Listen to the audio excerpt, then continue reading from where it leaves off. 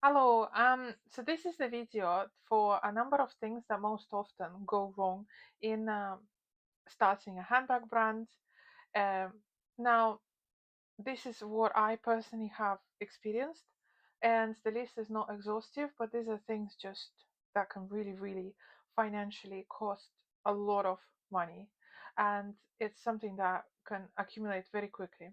So, one of the first things is not having clarity who really your customer is and who you're really designing for. So, um, if you design in a very creative brand, and the idea is that it has to be very unique, very creative, but somehow down the line you also decide that you want all of this to be highly functional.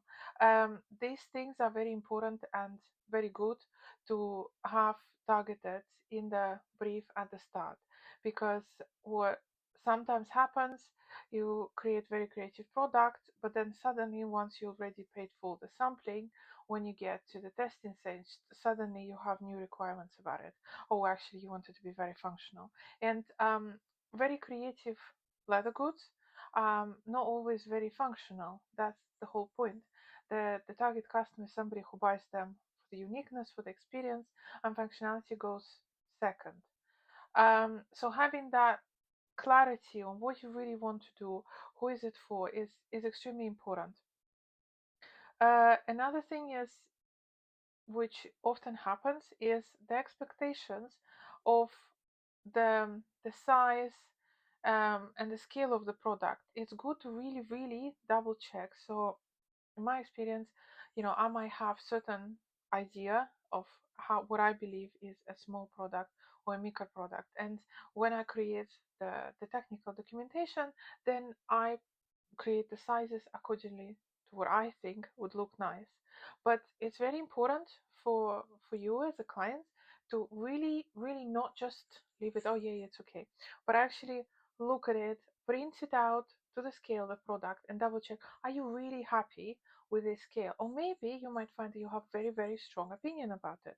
And you don't really want to find out about this when you already paid for the sampling and suddenly the product that you've received looks a bit too big, and suddenly it's like, well, whose fault is this? It's nobody's fault. It's just really really double checking everything at every stage of the process.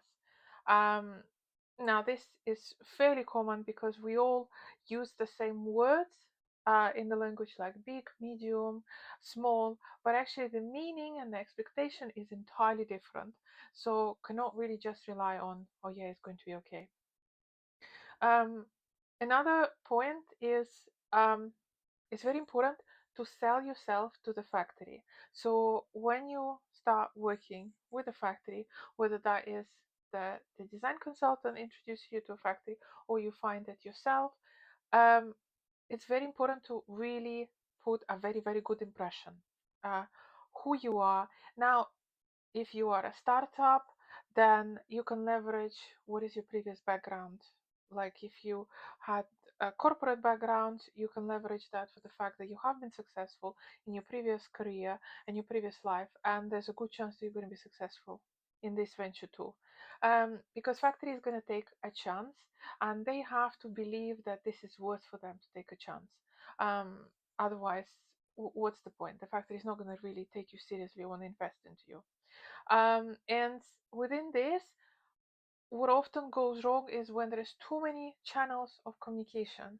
So you start working in the factory and suddenly you have one thread separately with just the owner, then you have another thread with their salesperson, then you have another thread where your design consultant is also involved, and the information flows across all of these things, and sometimes it gets lost.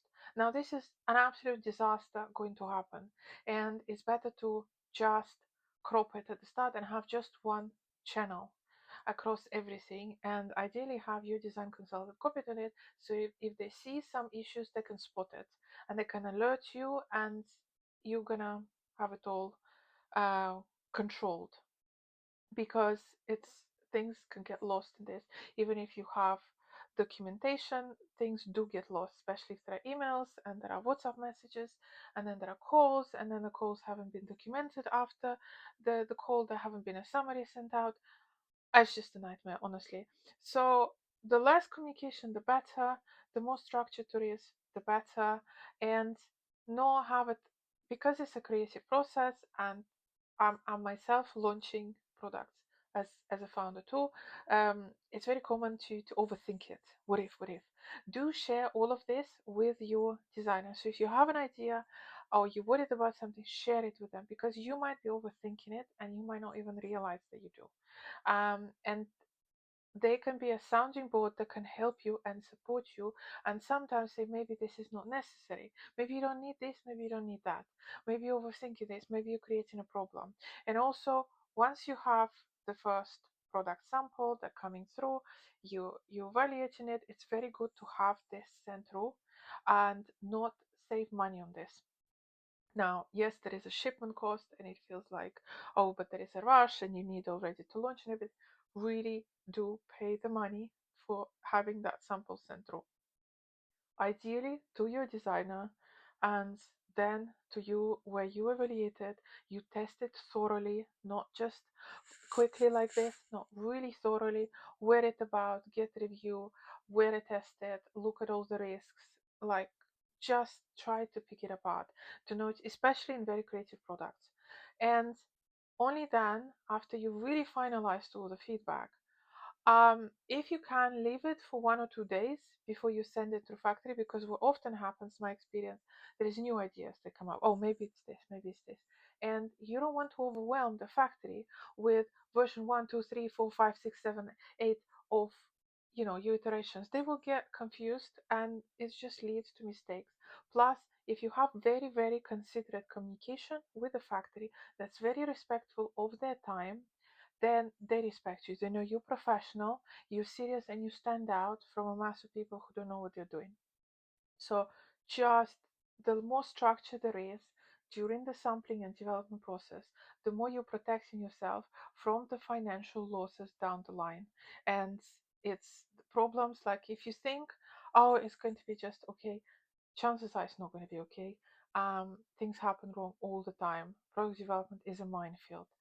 Um, so what is good is to have a system where you have everything in that system, like an Excel spreadsheet, and you have critical documents put in, you have critical points, which are the most important points, and then you just document it. So things just don't get lost in messages, in WhatsApp, in emails, in screenshots, and then it's hard to track them. And you would design consultant, you both are completely on track for this, because those the amount of things that go wrong during sampling simply because of disorganization of all parties is is just is madness. And you are going to have problems anyway. You want to minimize them so that there is not just constantly just trying to, like, fight the fire that just keeps expanding all the time. um, it's very, very important. Once you got your sample, is to spend time testing it, like I said.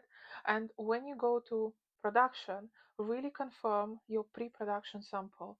So not just rush into it, you confirm what your pre-production sample is, what it looks like, and you really confirm all of it in the documentation point. Not just on words, not just on email, but it's documented and you have evidence. This is what we approve, these are the points, this is what we're proceeding with. And when you have the production completed, you have the quality control inspection.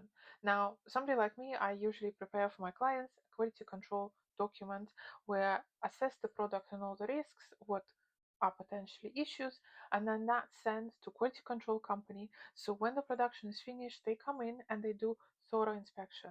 It's very common, if you spend a lot of money during the sampling, more than you thought you did, then your development price and production price is a bit higher than you thought it will be. At that point, you're starting to want to save your costs. And so there is a strong desire to go for cheaper options, either to just get designer to send through to look, or to look at the full production order yourself, or just to get the factory somehow to check it.